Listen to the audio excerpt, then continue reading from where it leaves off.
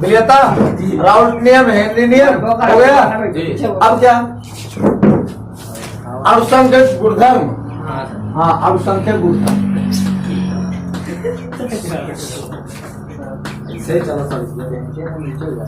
चलो भाई कोई बताएगा अनुसंख्यक गुणधर्म क्या होते हैं।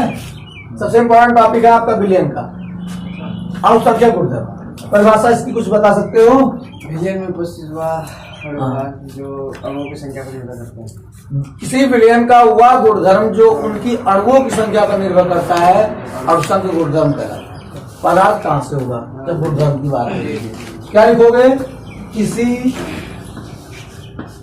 विलियन का हुआ गुणधर्म या हुआ गुण जो उनकी अणुओं की संख्या पर निर्भर करता है।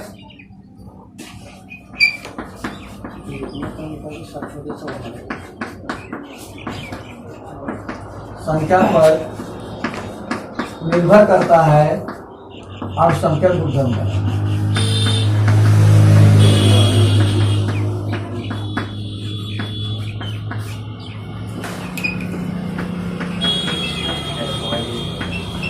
कुल कितने प्रकार के होते हैं ये? 4। चलो पहला कौन सा? पहला होता है आपका वास्तव के सापेक्ष अवनमन। दूसरा होता है क्वथनांक का उन्नयन।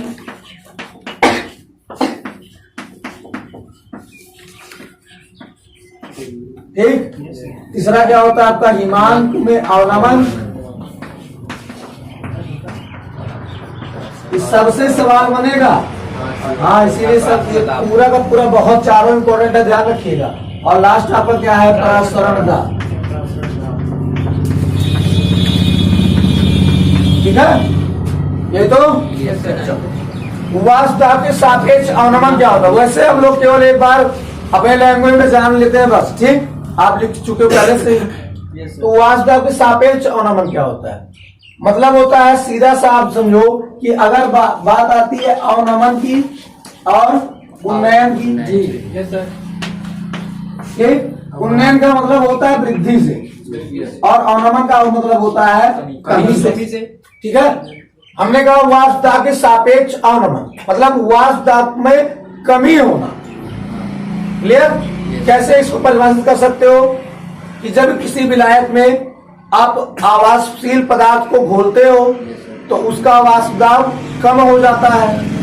ठीक है, इसे वाष्प दाब के सापेक्ष अवनमन कहते हैं। फार्मूला इसका राउल्ट का नियम आप निकाल चुके हो।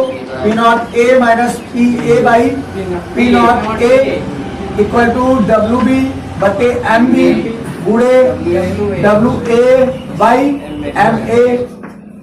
यही तो। फिर दूसरी बात आती है क्वथनांक उन्नयन का। क्या? हाँ सॉरी, एम ए ऊपर रहेगा, एम ए बटे डब्ल्यू ए।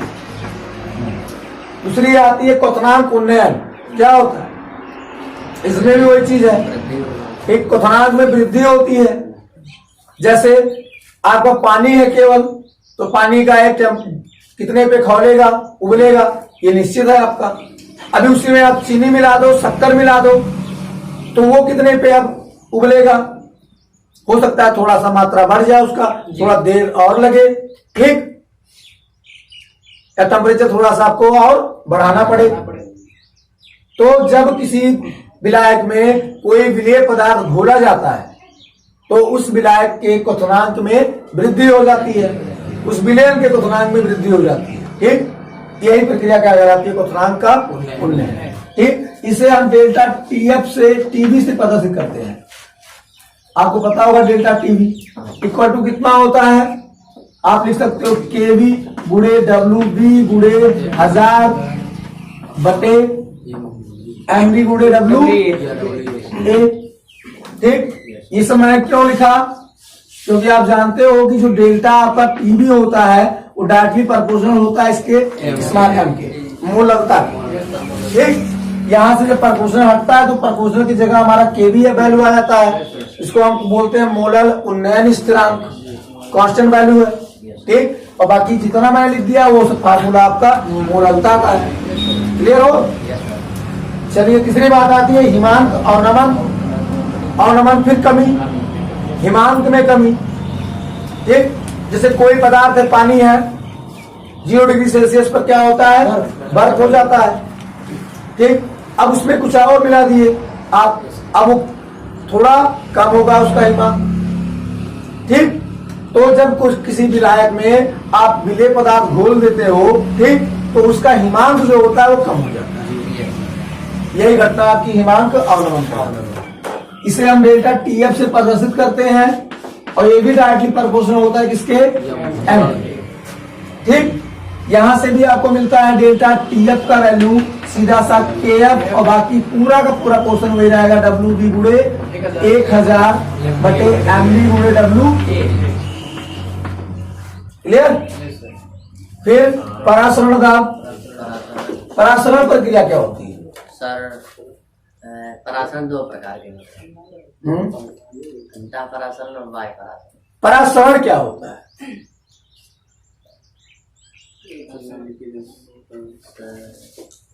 जब विलायक के अणु विलयन की और गति करने लगते हैं, ठीक, अर्धपारगम्य झिल्ली के द्वारा, तो आप कहते हो क्या, परासरण की प्रक्रिया हो रही है। इस प्रक्रिया को रोकने के लिए जो प्रेशर लगाया जाता है, जो दाब लगाया जाता है, उसे हम क्या कहते हैं, परासरण दाब कहते हैं। ठीक, इसे किससे डिनोट किया जाता है, तो पाई से डिनोट किया जाता है। ये बराबर होता है CRT के। ठीक है, यहाँ पे आपका R जो है गैस स्थिरांक है, C आपका सांद्रता है, सीधा सा पाई बराबर इसको लिख सकते हो NB/B RT। क्यों? क्योंकि जो आपका C है पारगम्यता, वही आपकी मोलरता को प्रदर्शित करती है, वही आपकी क्या है, मोलरता है। ठीक, इसको और बड़ा करोगे तो मिलेगा पाई बराबर एमबी को क्या लिख सकते हो भाई, WB, ठीक, बटे MB और गुणे B पहले से है और यहाँ पे ऊपर R इंटू T है। ये फार्मूला आपको मिलता है जिसके लिए, परासरण दाब के लिए। ठीक, हाँ, तो ये पूरा चारों आपके क्या है, अणुसंघ गुणधर्म। जो विलयन से ज्यादातर जो क्वेश्चन बनते हैं आंकिक न्यूमेरिकल्स आपके, वे सब इसी टॉपिक से बनते हैं। तो ये चारों तो आपके लिए बहुत ज्यादा इंपॉर्टेंट है। हाँ, ये तैयार रहेगा तो आपका 4 नंबर 5 नंबर आराम से बन जाएगा। क्लियर? चलो इसको नोट करो।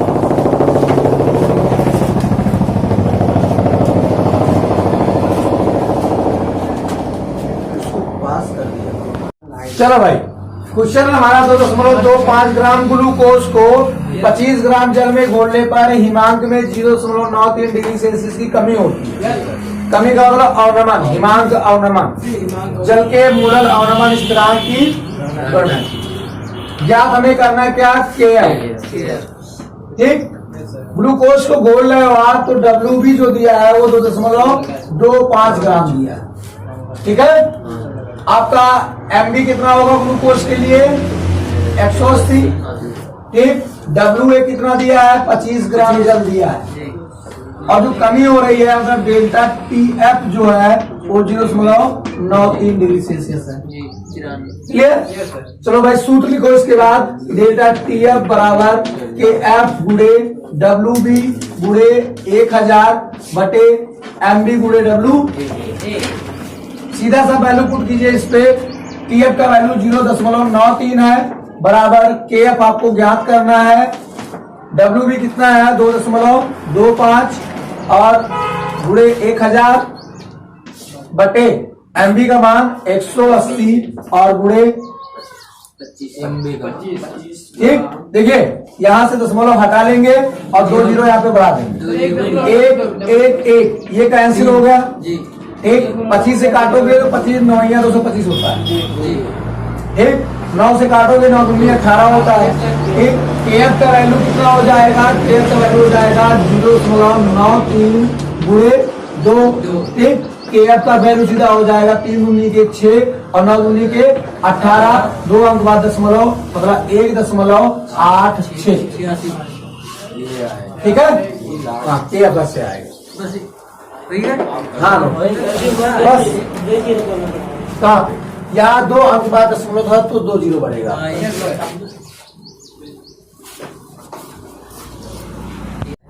बेंजीन का क्वथनांक 353.23 केल्विन है।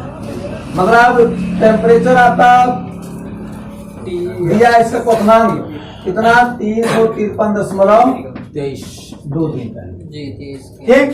कह रहा 1.8 ग्राम विलेय को, जो विलेय का भार दिया है WB वो दिया है 1.8 ग्राम ठीक। कितने ग्राम बेंजीन में, तो WA जो दिया है वो 90 ग्राम बेंजीन ठीक। फिर विलेय का क्वथनांक कितना हो जा रहा है T2 बढ़कर हो जाएगा 354.11। अब यहाँ से अगर डेल्टा TF निकालना है तुमको तो T2 माइनस T1 कर दो, कितनी वृद्धि हो गई, तो 354.11 माइनस 353.23 ठीक। घटाओ भाई 8 बचा, यहाँ भी 8 बचा, बस 0.88 डिग्री ठीक है, केल्विन सॉरी केल्विन ठीक। ये आपका हो गया डेल्टा। क्वथनांक की बात है तो टीवी होगा केवी का मान दिया है ना 2.53। विलेय का और भाग निकालना है, मतलब आपको एमबी निकालना। फार्मूला पहले लिख लीजिए, क्या होता है डेल्टा टीवी बराबर केवी गुणे डब्ल्यूबी गुणे 1000 बटे एमबी गुणे डब्ल्यूए। डेल्टा टीवी का वैल्यू 0.88 बराबर केवी का वैल्यू 2.53 और डब्ल्यू बी का वैल्यू 1.8 गुणे 1000 बटे एमबी आपको नहीं पता, निकालना है इसी को। और डब्ल्यूए कितना है 90 ग्राम। चलो भाई देखो, यहाँ से दशमलव हटा दो, 0 बढ़ा दो, यहाँ से 2 0 कैंसिल कर दो, 9 दूनी 18 होता है ठीक। इस एमबी को उधर लेके चले जाओ तो मिलेगा आपको एमबी बराबर 2.53 गुणे 2 और गुणे 10 बटे कितना 0.8। यहाँ भी दो अंक है, हटा दो। एमबी बराबर कितना हो गया 253 गुणे 2 गुणे 10 बटे 88 ठीक। एमबी बराबर मिलेगा आपको, देखिए इसका गुणा करा दिए, 3 दूनी 6, 5 दूनी 10 और 2 दूनी 4 1 5 और 10 से गुणा कराओगे 0 बढ़ जाएगा बटे 88 ठीक। 2 से काट दो भाई, 2 से छोटा कर लो पहले, 2 दूनी 4 2 10 2 3 6 ठीक। और 2 से काटोगे 44 आएगा। अभी और छोटा कर सकते हो, 2 से काटोगे 22 हो जाएगा। ये हो जाएगा 2 1 2 2 दूनी 4 2 12 2 5 हमें मिल गया एमबी बराबर 1265 बटे 22 ठीक। चलो भाई भाग कर लो इसको, 1265 को 22 से भाग देना है। 22 7 12 12 13 ज्यादा हो जाएगा, 22 पंचे 110 ठीक। घटाओगे 6 बचा 16, 5 ले लो ठीक। 22 सत्ते 14 14 15 154 हाँ 70 जाएगा 154। कितना बचा 11 दशमलव लगा दो, 22 पंचे सीधा 110 होता है, मतलब 57.5 या फिर सीधा लिख सकते हो उसको 58 ग्राम प्रति मोल ठीक। और भारत